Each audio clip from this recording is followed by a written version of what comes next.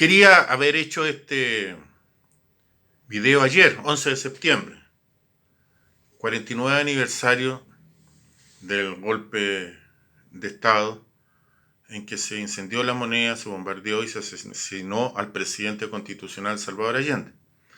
Yo fui querellante en ese juicio, en la causa en que en democracia se investigó estos hechos, o se dijo que se había investigado más bien.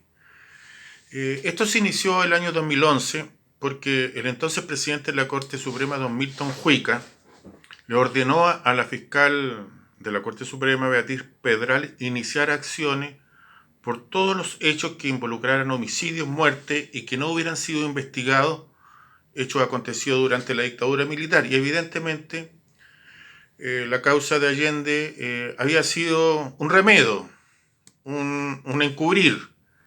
Se había investigado, entre comillas, el hecho por la justicia militar. Y los principales involucrados en la muerte del doctor eran precisamente los militares. Lo más relevante era determinar si el presidente se había suicidado o no, si realmente había puesto fin a sus días por propia voluntad y por mano propia o había sido asesinado, como todo parecía indicar. Era importante esto política, históricamente y jurídicamente, porque, sobre todo políticamente, porque el suicidio no endilga por el camino de que no hay nadie responsable de su muerte. Y segundo, da la sensación de una persona que en un gran cometido de su vida fracasa. Y frente al fracaso decide suicidarse.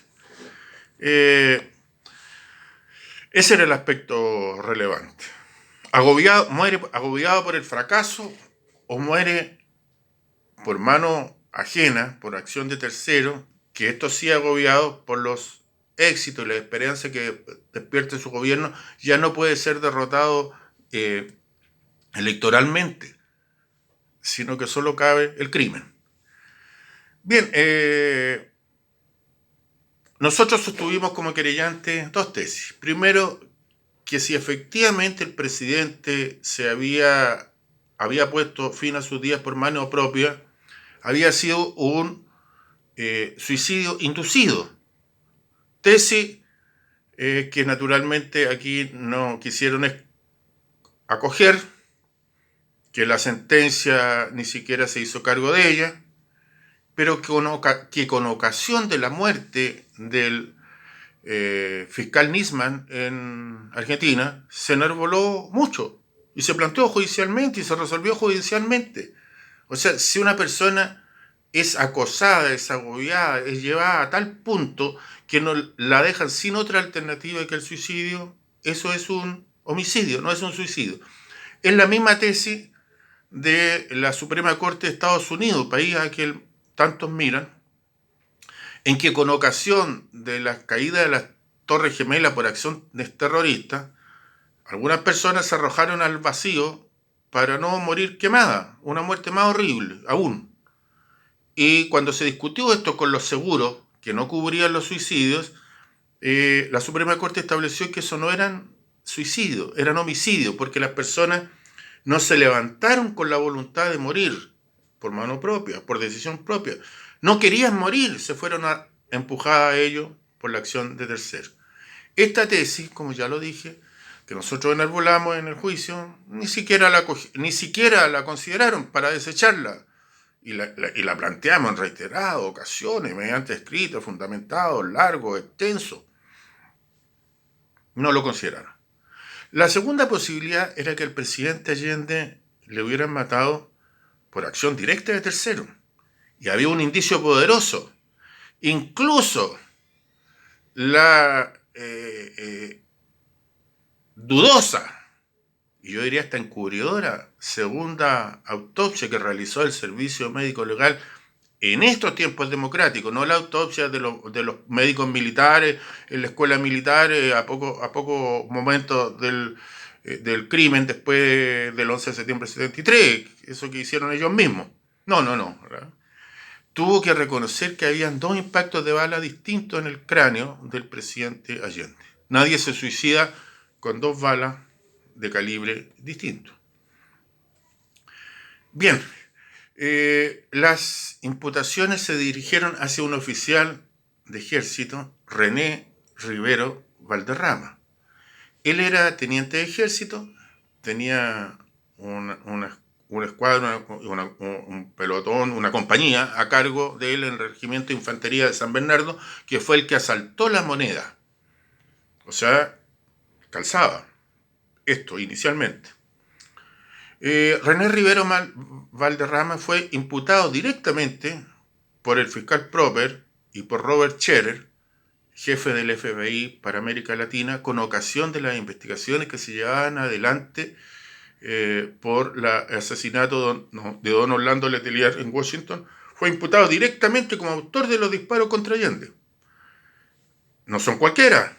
El jefe del FBI para América Latina, con sede en Buenos Aires, Robert Scherer, y el fiscal Proper, un hombre de Estado norteamericano, del Estado norteamericano, ejerciendo sus funciones, lo imputaron a él. ¿Cómo? Por escrito, pero además existió una reunión en la sede de la DINA de calle Belgrano, que en Vicuña Maquena, cuando este fiscal y este funcionario del FBI investigaban unos pasaportes falsos que se habían intentado conseguir en las operaciones previas al asesinato de Orlando Letelier. En esa reunión estuvo Orlanier Mena, director de la DINA, que después pasó a ser CNI, que había reemplazado a Manuel Contreras, Jerónimo Pantoja, un alto oficial de inteligencia, y Enrique Montero Marx, del gobierno, un abogado de la aviación, del gobierno. Y le trataron de hacer creer a los norteamericanos que 2 oficiales, dentro de estos René Rivero, habían sido los que habían pedido pasaporte en Uruguay. Los norteamericanos se indignaron porque ya sabían quiénes eran, solo estaban buscando confirmar. Y cuando hicieron pasar a estos 2 oficiales a la sala de reunión, los norteamericanos apuntaron a René Rivero Valderrama y le dijeron: no nos traten de tomar por imbéciles. Usted no fue el que pidió los pasaportes. Usted lo que hizo realmente, usted fue el que le disparó al presidente Salvador Allende. No lo decía cualquiera. Con ese antecedente que constaba incluso por escrito, libros escritos, pedimos se citara a don René Rivero Valderrama, que tenía su historia en los servicios de inteligencia represiva de la dictadura, cayó conferencia, ese caso muy importante, muchos muertos, desaparecidos. Y él concurrió y dijo lo siguiente, que el 11 de septiembre él estaba en la casa de su papá. Esto era falso de entrada, todo el ejército chileno estaba acuartelado y el regimiento de infantería de San Bernardo, que fue el que asaltó La Moneda, también.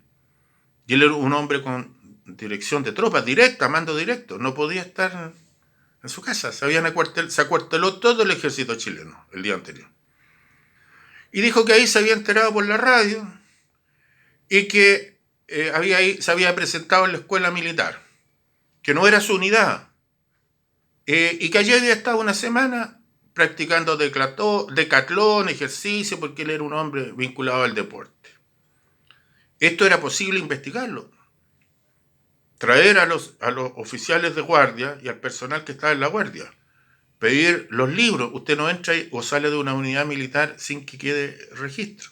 Nada de esto se hizo. Se le creyó simplemente. Y preguntado René Rivero Valderrama por qué el señor Scherer, el jefe del FBI, lo imputaba a él, dijo: mira, debe ser porque una vez yo lo fui a ver al aeropuerto Pudahuel y conseguí que los trámites ahí de ingreso al país se hicieran más rápido, le ayudé a llevar las maletas y seguramente a partir de eso él me imputó la muerte del presidente ayer. Una cosa absolutamente incoherente. La explicación burda, toda completa, no se le contrainterrogó, no se verificó la coartada y ahí quedó la autopsia, esta segunda, que aunque en su esencia busca confirmar la primera, eso es claro, no hay que confundir esencias con apariencias, no hay que confundir lo que la gente dice, lo relevante es lo que la gente hace, y esa autopsia fue encubridora. Incluso un colega muy conspicuo me llamó por única vez en su vida pidiéndome que yo no metiera bulla por esto, cuando llegó eso. Pero incluso en esa autopsia están los dos impactos de bala de calibre distinto. Por angas o por mangas, yo creo que el presidente de Chile, doctor Salvador Allende, fue asesinado, inducido, herido en el combate y luego rematado cuando estaba en el sofá. Esa es mi convicción, esa es mi impresión. Lamento no haber podido hacer valer esto en estrado, pero en realidad nadie en Chile, nadie, y cuando digo nadie es nadie, estaba interesado en que se hiciera justicia en la causa de Salvador Allende, porque la transición en la que todavía estábamos cuando esta causa se vio y que se sobreselló definitivamente, es decir, que para que no se pudiera reabrir, ni siquiera tuvieron el decoro de haber sobreseído temporalmente, es decir, si aparecieran más y mejores antecedentes, poder complementar la investigación. No, para siempre, echarle tierra para siempre. Nadie en el mundo político estaba interesado, eso lo pude percibir, haría un video, bueno, por eso voy a escribir un libro. Nadie en el mundo político estaba interesado, la transición era como era, imponía la impunidad, se salvaban todas las responsabilidades. Nadie era culpable de nada. Los militares no eran culpables de nada. Nadie era culpable de nada. Que Allende muriera con su fusil disparando con un AK-47 en La Moneda. Pero para mí es un asesinato por donde se le mira.